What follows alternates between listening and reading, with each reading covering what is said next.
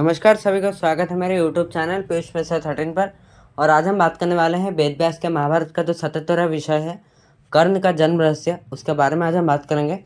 उससे पहले please channel को सब्सक्राइब कर लीजिए और सब्सक्राइब बटन के बगल में जो बेल आइकन है उसका भी प्रेस कर दीजिए ताकि मेरे वीडियोज़ को नोटिफिकेशन आपको बिल्कुल टाइम पर मिल जाए। वीडियो अच्छा लगे तो लाइक कीजिए और शेयर भी कीजिए आपके फ्रेंड्स और फैमिली के साथ ताकि हमारा चैनल ग्रो कर सके। तो वीडियो शुरुआत करने से पहले आप सभी को गणेश चतुर्थी की हार्दिक शुभकामनाएं और आशा करता हूँ कि आपका जीवन आज से एक नई दिशा की ओर बढ़े और एक नए एक उमंग और एक नए उत्साह के साथ आपका जीवन आगे जाए। तो चलिए शुरुआत करते हैं। पर शुरुआत करने से पहले हम जानते हैं कि पिछले स्टोरी में हमने क्या जाना था कि कुंती ने श्री कृष्ण के साथ उनका कुछ वार्तालाप हुआ था और उन्होंने पांडवों के लिए कृष्ण को कुछ संदेश दिया था कुंती ने, जो कि उन्होंने कहा था कि पांडवों को मेरा ये संदेश देना, और विदुला के बारे में भी एक बेहतरीन कहानी बताई थी। तो चलिए अब शुरुआत करते हैं आज के विषय के।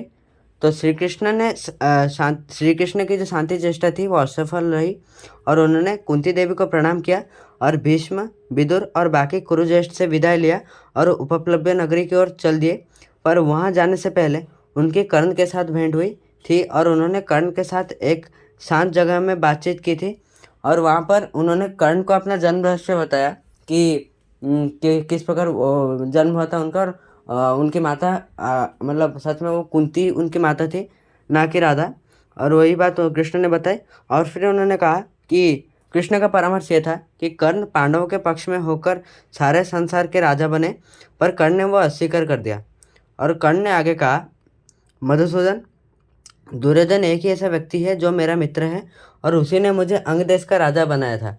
सब्यसाची यानी अर्जुन को टक्कर देने वाला मुझे एकमात्र योद्धा समझकर दुर्योधन ने युद्ध करने का साहस किया है। अभी मैं पराजय के भय से या रिश्तेदारी के कारण उसको धोखा नहीं दे सकता। कर्ण ने बार बार इसी के बारे में बोला और उसके बाद कृष्ण लौट गए वहाँ से। मतलब वैसी बातचीत थी पर कर्ण अपने बातों पे डटे रहे, वो बिल्कुल भी पांडवों के पक्ष में युद्ध नहीं करना चाहते थे। तो उसके बाद कृष्ण लौट जाने के बाद, मतलब जब कुंती के पास से कृष्ण लौट आए तो तभी कुंती देवी को युद्ध के बारे में चिंता होने लगी। कौरव के पक्ष में भीष्म, द्रोण, कर्ण अगर मिले हो तो उनको कोई भी नहीं हरा सकता। पांडवों के विजय के बारे में कुंती को चिंता होने लगी। पितामह भीष्म पांडवों को स्नेह करते हैं, वो कभी अपने हाथों से पांडवों की हत्या करने के बारे में सोच नहीं सकते। यही मतलब कुंती ये सब सोच रही थी। कुछ ऐसी ही हालत है गुरु द्रोण की। पांडव उनके प्रिय है, खास करके अर्जुन, तो वो उनकी हत्या तो नहीं कर सकते। पर इन तीनों में सिर्फ कर्ण के हृदय में पांडवों के लिए दया नहीं थी।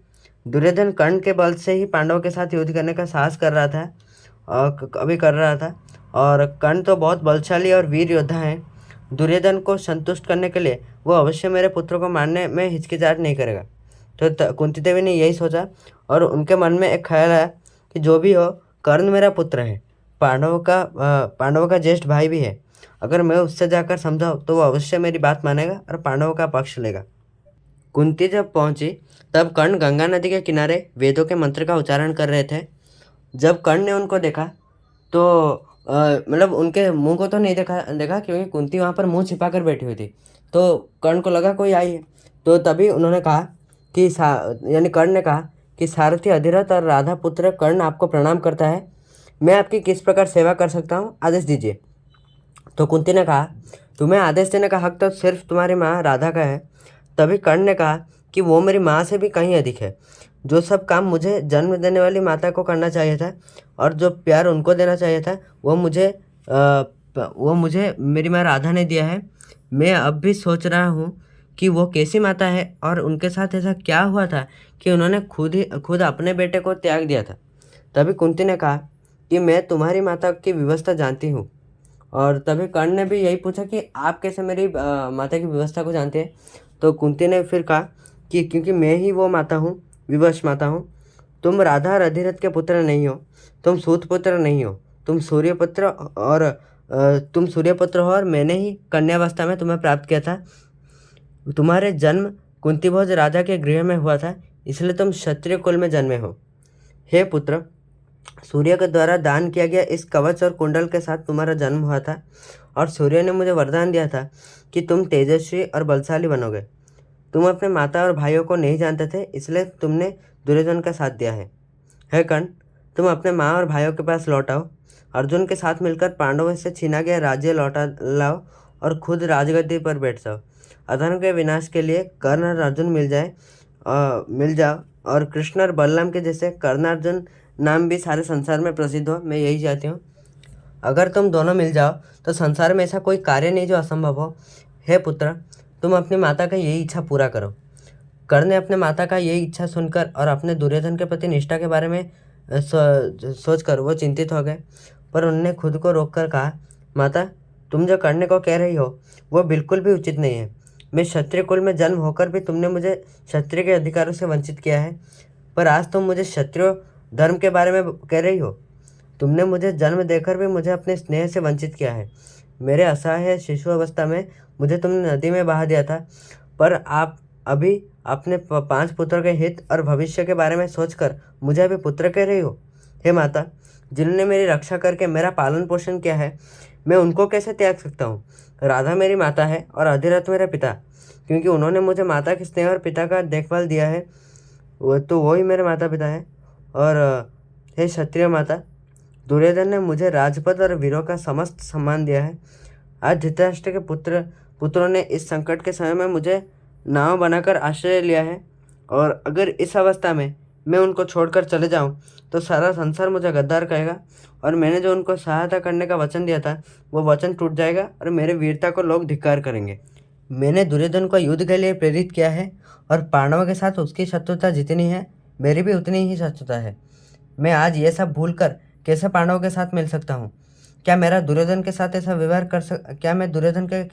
व्यवहार कर सकता हूँ? हे यशस्विनी माता, यह अच्छी बात है कि तुमने मुझे जन्म से ही त्याग दिया था। अभी मुझे स्वीकार करके मुझे इस अपमान के रास्ते पर ना बुलाओ। कर्ण कभी भी उसके नाम को कलंकित होने नहीं देगा, और मैं अपने प्राण देकर दुर्योधन का ऋण उतारूंगा। कुंती के निवेदन को ऐसे कठोर रूप से अस्वीकार करने के बाद भी फिर कर्ण ने कहा कि तुम वीर पुत्रों की माता हो, इसलिए मुझे मेरा कर्तव्य करने के लिए आशीर्वाद करो। आज मेरे पास तुम कुछ मांगने आई थी और मैं दे नहीं पाया, पर कर्ण के पास से कोई खाली हाथ से नहीं लौटता। माता, मैं प्रतिज्ञा करके कहता हूँ कि तुम्हारे 5 पुत्रों में अर्जुन के अलावा मैं किसी का भी वध नहीं करूँगा। चाहे वध करने की अवस्था भी आ जाए फिर भी मैं किसी का भी वध नहीं करूँगा अर्जुन के अलावा।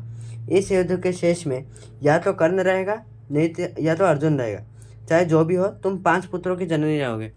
आशा करते हो आपको ये वीडियो अच्छा लगा, तो प्लीज़ वीडियो को लाइक करके जाइएगा, और आखिरी तक देखने के लिए वीडियो को बहुत बहुत धन्यवाद। और प्लीज़ चैनल को सब्सक्राइब कीजिए और मेरे वीडियो को शेयर कीजिए ताकि हमारे चैनल को कर सके। और मिलते हैं नेक्स्ट वीडियो में।